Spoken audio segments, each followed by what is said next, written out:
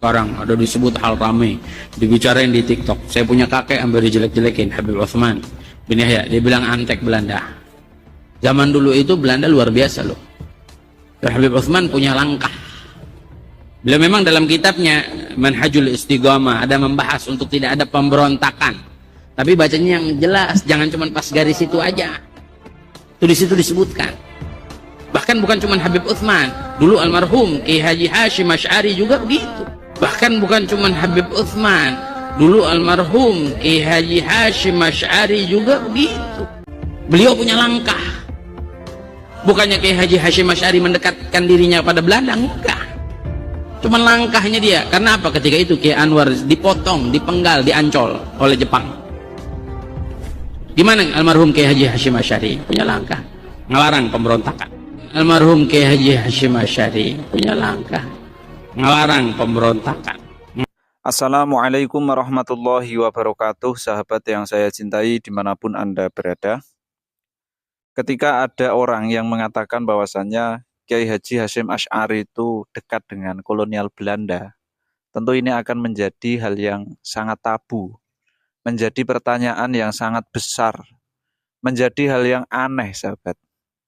Karena kalau kita meruntut ke sejarah, tentu kita sudah sering sekali ya mendengar bahwasannya Kiai Haji Hashim Asy'ari itu memiliki banyak sekali pertentangan-pertentangan dengan Belanda.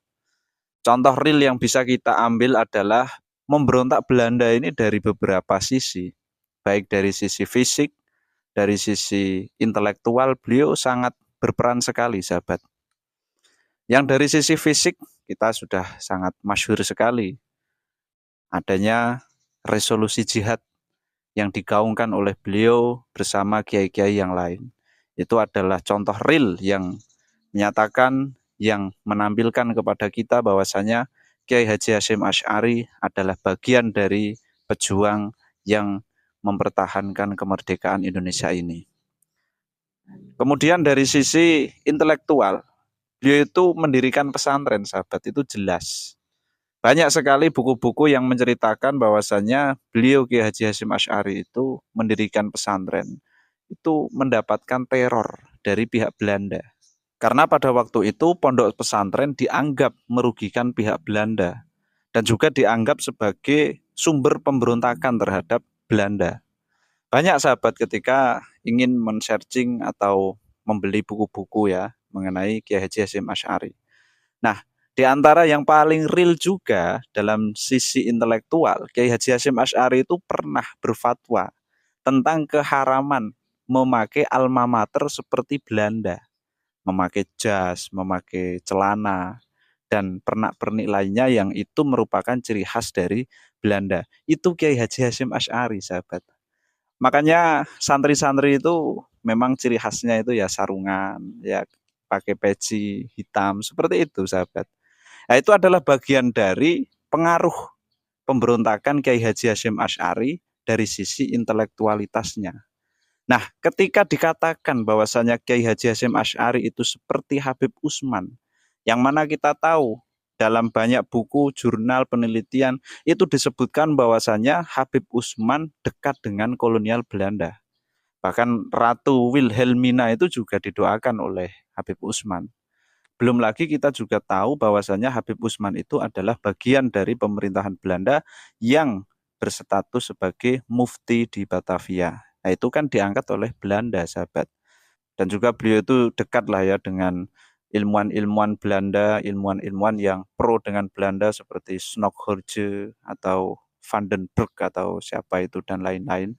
Pokoknya beliau itu ada di kalangan Belanda dengan posisi yang tidak seperti kiai-kiai pribumi kita, sahabat.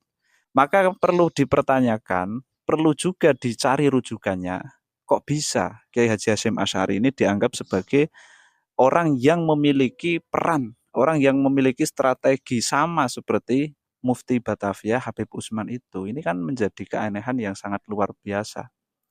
Makanya saya sangat tertarik sekali, sahabat, untuk membacakan isi dari resolusi jihad NU sebagaimana pernah dimuat di Harian Kedaulatan Rakyat Yogyakarta edisi nomor 26 tahun ke-1 Jumat Legi tanggal 26 Oktober tahun 1945. Bismillahirrahmanirrahim. Resolusi. Rapat besar wakil-wakil daerah konsul-konsul Perhimpunan Nahdlatul Ulama seluruh Jawa Madura pada tanggal 21-22 Oktober 1945 di Surabaya mendengar bahwa di tiap-tiap daerah di seluruh Jawa Madura ternyata betapa besarnya hasrat umat Islam dan alim ulama di tempatnya masing-masing untuk mempertahankan dan menegakkan agama kedaulatan negara Republik Indonesia Merdeka. Menimbang A. Bahwa untuk mempertahankan dan menegakkan negara Republik Indonesia menurut hukum agama Islam termasuk sebagai suatu kewajiban bagi tiap-tiap orang Islam. B. Bahwa di Indonesia ini warga negaranya adalah sebagian besar terdiri dari umat Islam. Mengingat A. Bahwa oleh pihak Belanda dalam kurung NICA dan Jepang yang datang dan berada di sini telah banyak sekali dijalankan banyak kejahatan dan kekejaman yang mengganggu ketentraman umum. B. Bahwa semua yang dilakukan oleh semua mereka itu dengan maksud melanggar kedaulatan Republik Indonesia dan agama, dan ingin kembali menjajah di sini, maka di beberapa tempat telah terjadi pertempuran yang mengorbankan beberapa banyak jiwa manusia. C. Bahwa pertempuran-pertempuran itu sebagian besar telah dilakukan umat Islam yang merasa wajib menurut hukum agamanya untuk mempertahankan kemerdekaan negara dan agamanya. D. Bahwa di dalam menghadapi sekalian kejadian-kejadian itu belum mendapat perintah dan tuntutan yang nyata dari pemerintah Republik Indonesia yang sesuai dengan kejadian-kejadian tersebut. Memutuskan 1.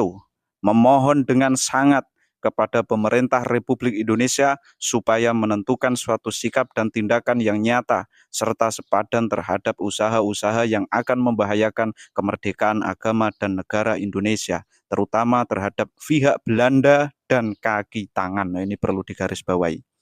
Yang kedua, supaya memerintahkan melanjutkan perjuangan bersifat sabilillah untuk tegaknya negara Republik Indonesia merdeka dan agama Islam.